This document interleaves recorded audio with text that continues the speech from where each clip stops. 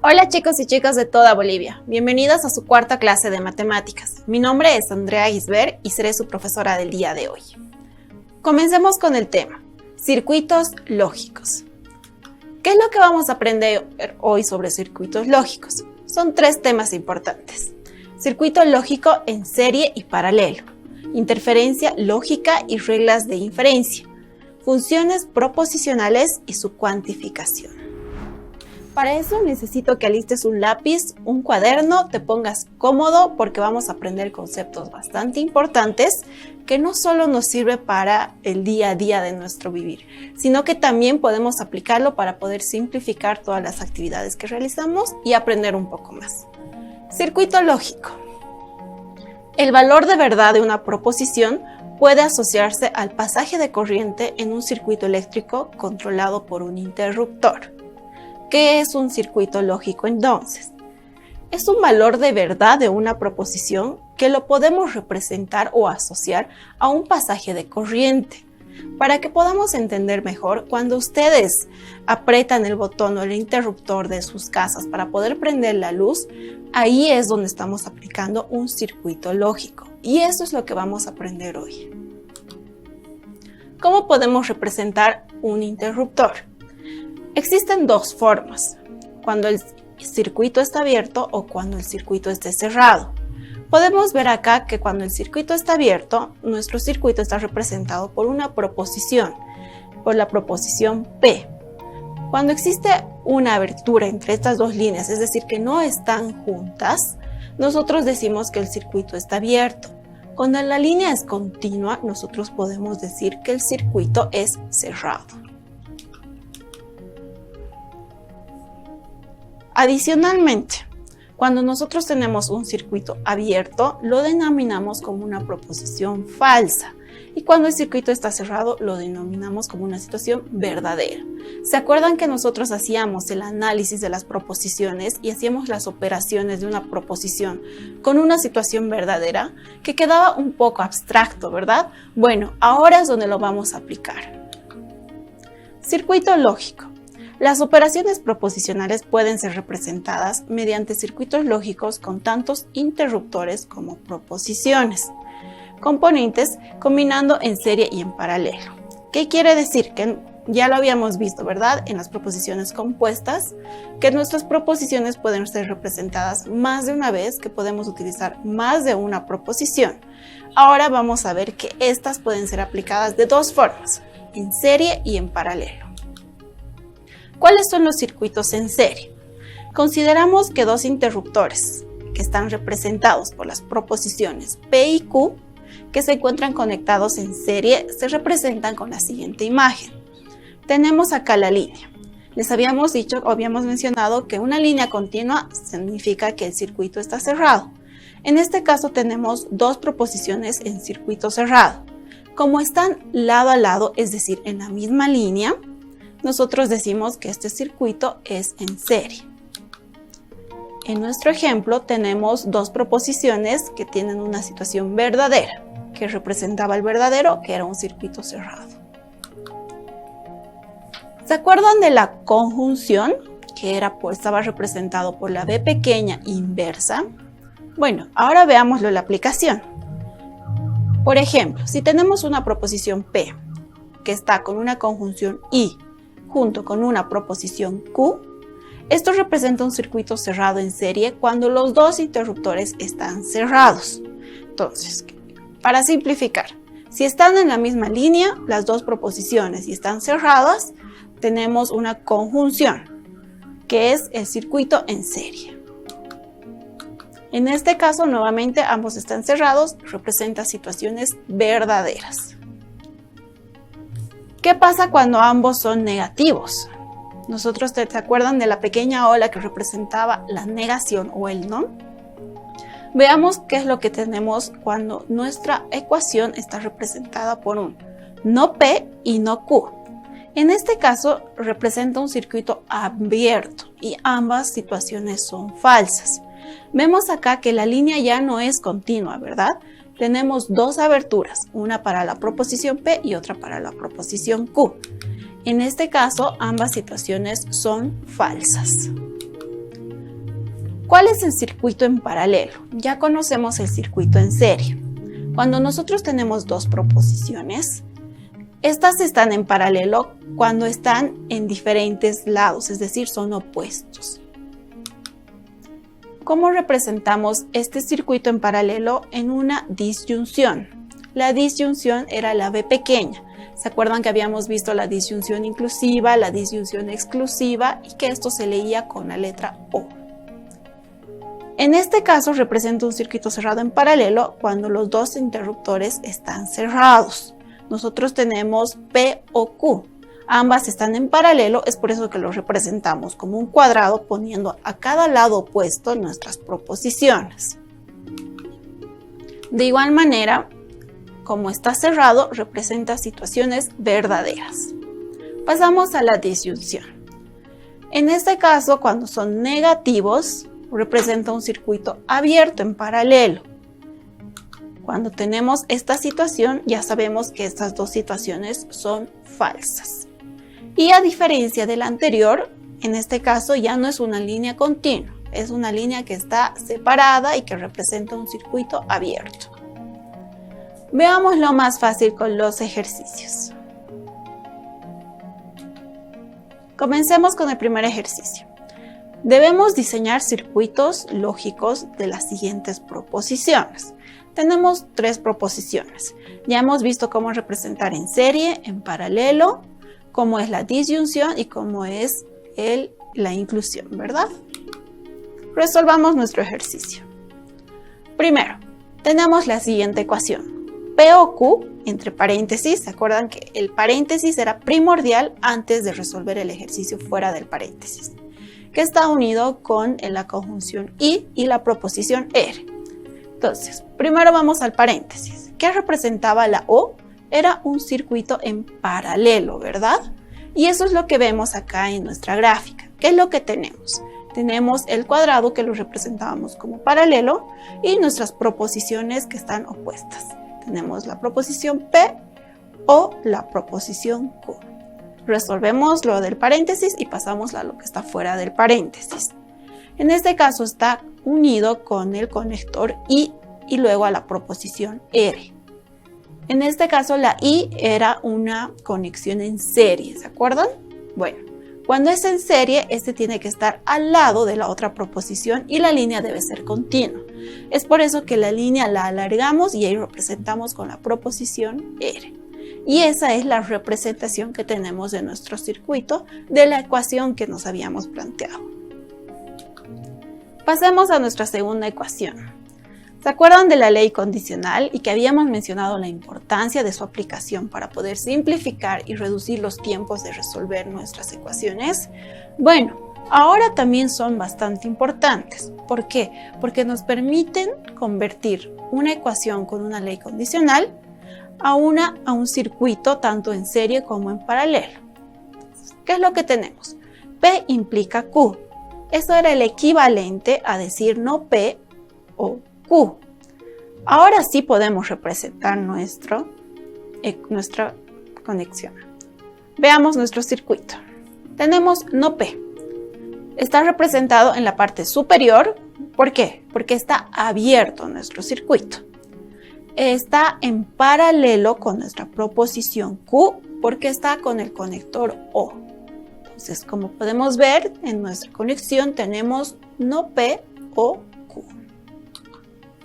Finalmente, pasemos a nuestra última ecuación. P doble implicación Q. ¿A qué era esto equivalente? ¿Se acuerdan que habíamos hecho una tabla de verdad y habíamos representado y habíamos resuelto y habíamos determinado que era igual a decir P implica Q entre paréntesis y entre paréntesis Q implica P? Ahora, ya tenemos la implicación. Podemos aplicar la ley condicional. ¿Cómo la aplicamos? Tenemos no P o Q, que es nuestro primer paréntesis, y luego resolvemos el segundo paréntesis, que es no Q o P. Ahora sí podemos representarlo en un circuito lógico. Veamos cómo. Analicemos el primer paréntesis. Tenemos dos proposiciones conectadas con el conector O. Entonces, estas deben estar en paralelo, ¿verdad? ¿Cuál de estas está abierta? La proposición P. ¿Por qué? Porque tiene delante el conector no. Luego de resolver esto, que es el primer cuadrado que tenemos acá en nuestro circuito, pasamos al segundo cuadrado, que es la representación de nuestra ecuación dentro del segundo paréntesis. Tenemos el mismo análisis. Primero, no Q, luego O, P. Por eso lo ponemos en paralelo, ¿verdad? Ya que hemos resuelto las dos ecuaciones dentro de los paréntesis, resolvemos lo que está fuera. ¿Qué es lo que tenemos fuera de los paréntesis? El conector I. Es por eso que los dos cuadrados los ponemos juntos, porque necesitamos realizar una conexión en serie. Y de esta manera tenemos la representación en un circuito lógico de nuestra ecuación proposicional.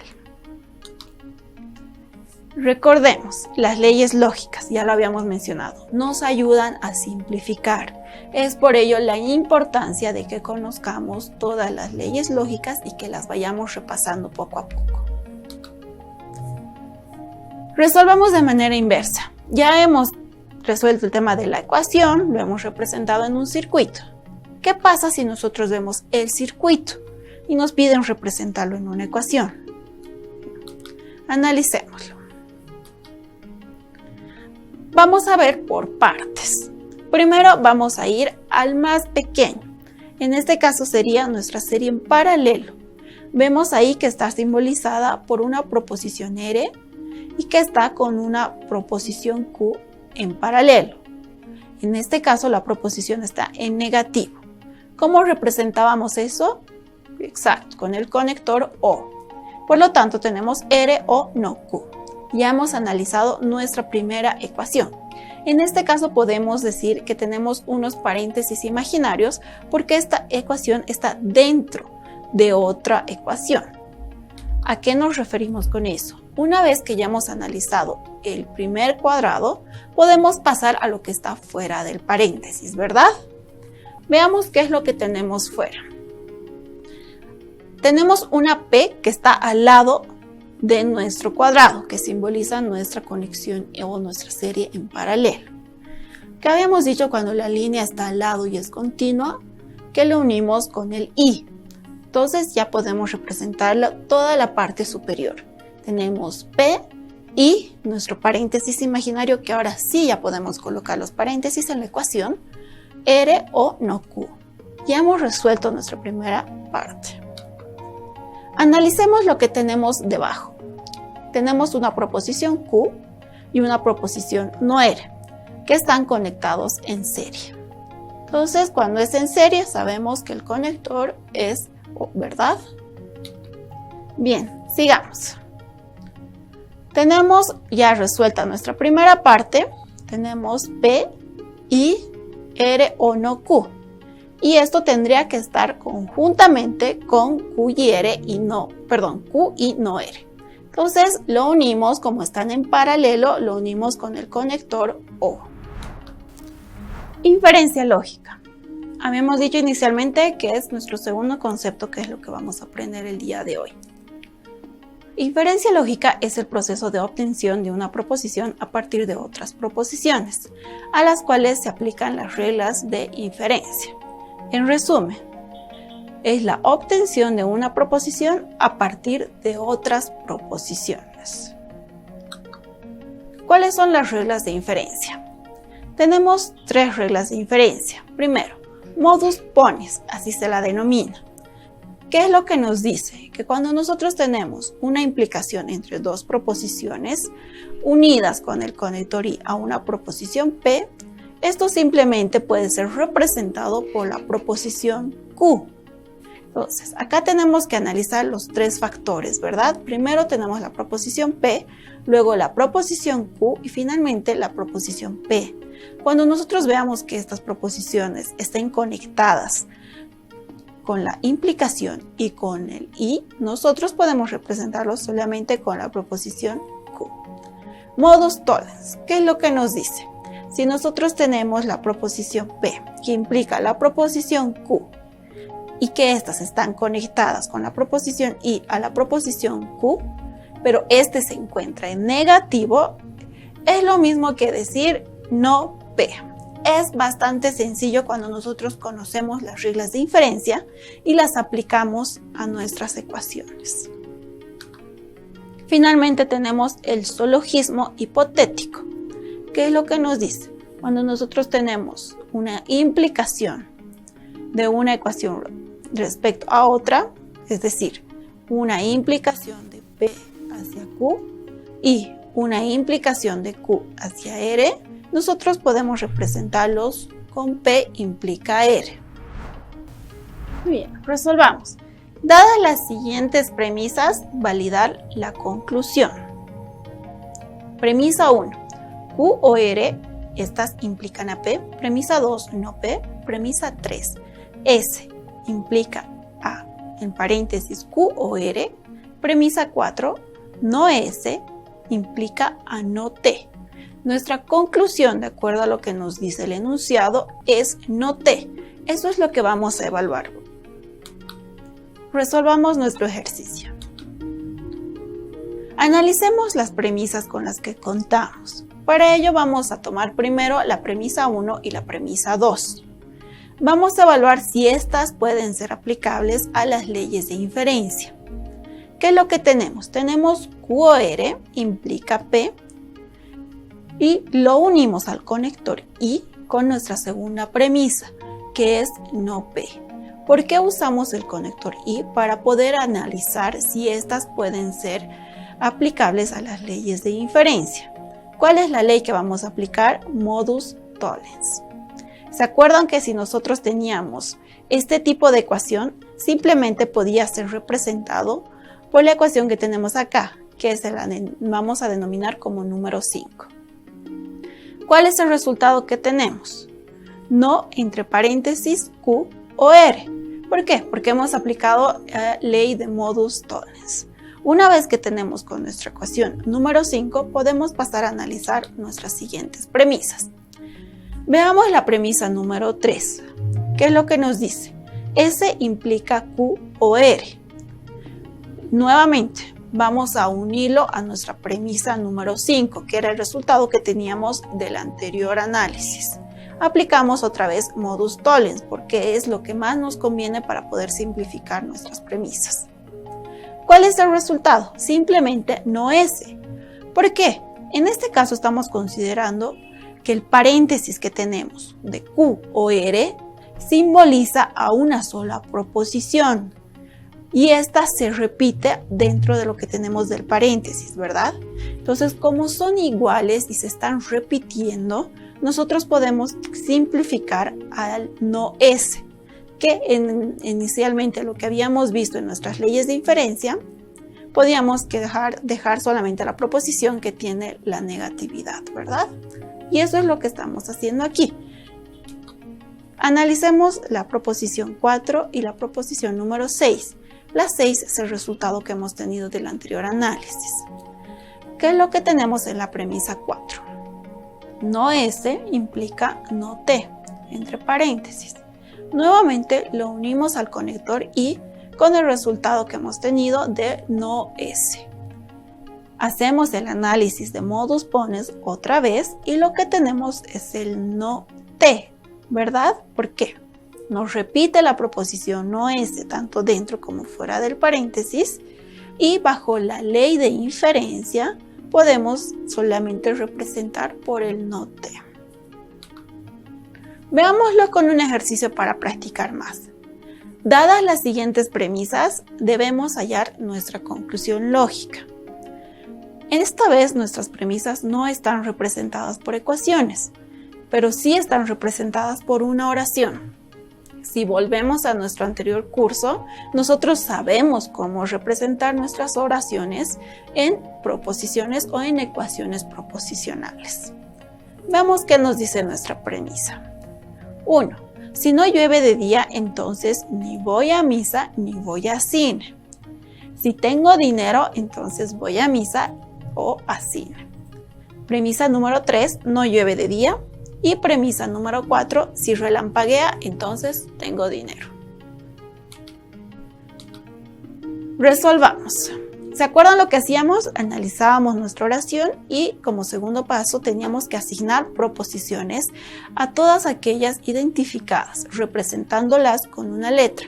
Podíamos utilizar P, Q, R, S, T, ¿verdad? De acuerdo a la cantidad que teníamos de proposiciones. En este caso vamos a representar nuestra proposición llover de día con la letra P, ir a misa con la letra Q, ir a cine con R, tener dinero con S y finalmente relampaguear con la letra Q, T. Premisa número 1. Si no llueve de día, entonces ni voy a misa ni voy a cine. Eso es lo que nos decían, ¿verdad? Entonces, nosotros habíamos establecido que no llueve de día va a ser representado por la P. Como está antecedido de la palabra no, nosotros necesitamos poner no P. El entonces era la implicación, ¿recuerdan? Si tenemos las palabras sí, una proposición, entonces otra proposición, implicación. ¿A qué está implicado? No, ni voy a misa, ni voy a cine. Entonces, ambas son situaciones negativas, por lo tanto necesitamos poner la olita de la negación delante de nuestras proposiciones. Como nos dicen ni voy a cine, ni voy a misa, entonces estas están conectadas con el conector O. Muy bien, ya tenemos la primera ecuación. Analizamos nuestra segunda premisa. Si tengo dinero, entonces voy a misa o a cine. ¿Qué representa el sí? Implicación. ¿Qué está implicando? Tengo dinero, es nuestra proposición S. Entonces voy a misa o a cine. Está representado por nuestras proposiciones Q o R. Y finalmente el conector O es el que representa a nuestro conector de la B pequeña, ¿verdad? Premisa número 3. No llueve de día. Esta está más sencilla. Antecedemos con la negación a nuestra proposición P. Premisa número 4. Si relampaguea, entonces tengo dinero. Si relampaguea estaba representada por la proposición T, o la letra T. Sí, entonces sabemos que representa o significa la implicación. ¿A qué? A nuestra proposición tengo dinero. Muy bien. Ahora sí entendemos por qué era importante conocer todos los pasos para que nosotros podamos representar nuestras oraciones o proposiciones compuestas en ecuaciones, ¿verdad? Porque ahora sí podemos aplicarlo en nuestra vida real. Solucionemos lo que tenemos. Premisa 1, premisa 2, premisa 3, premisa 4. Es el resumen de lo que nosotros hemos representado en nuestras oraciones en proposiciones. Analicemos la premisa 1 y la premisa 3. ¿Por qué no tomamos la premisa 2? Porque nosotros podemos advertir de que la premisa 1 y la premisa 3 puede ser simplificada por la ley de inferencia modus ponens. Entonces, si vemos, se repite nuestra proposición P, tenemos la Q y tenemos la R, y que esto podía ser simplificado o representado con la proposición no Q y no R. A esta ecuación la vamos a denominar número 5 para poder proseguir con el análisis. En nuestra proposición número 5, nosotros podemos aplicar la ley de Morgan. ¿Se acuerdan la ley de Morgan que era introducir a un paréntesis la negatividad y que también podíamos retirarlo? En este caso estamos utilizando la inversa, lo estamos retirando la negatividad de nuestro paréntesis, quedando con nuestra ecuación número 6 que es no entre paréntesis Q o R. Con el resultado que tenemos de nuestra ecuación número 6, nosotros podemos analizarlo con nuestra premisa número 2.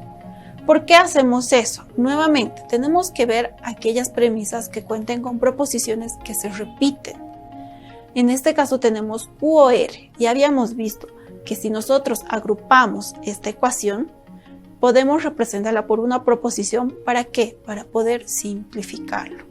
Y nuevamente aquí tenemos el resultado de no S, porque estamos aplicando la ley de inferencia modus tollens. Una vez que tenemos el resultado, que lo hemos denominado como ecuación número 7, ahora sí podemos pasar a nuestra premisa número 4. Si nosotros las unimos estas premisas con el conector y, podemos ver que se simplifica a el no T. Entonces, como hemos hecho un análisis correcto, nosotros podemos ver que el resultado está bastante simplificado. ¿Qué representaba nuestra proposición T?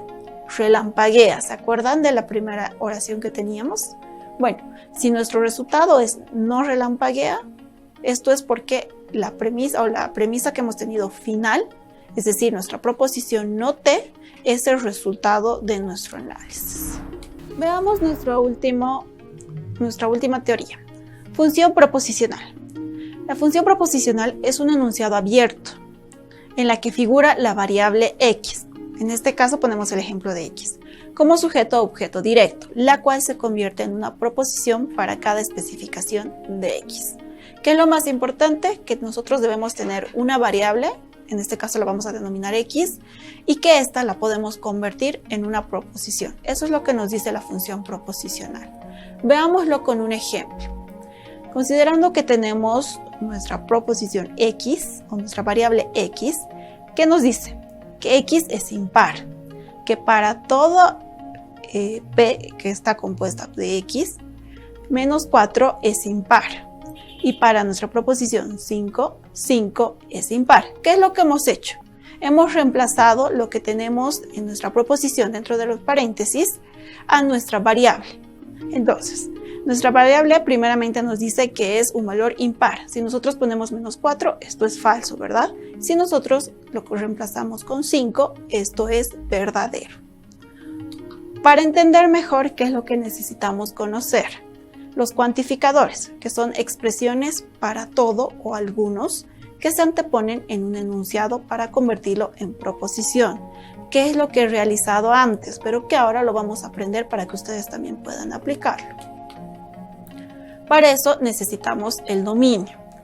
Al conjunto de todos los valores convenidos por X se denomina dominio de la palabra, de la variable. Nosotros lo representábamos con P, P paréntesis X. P era nuestro dominio.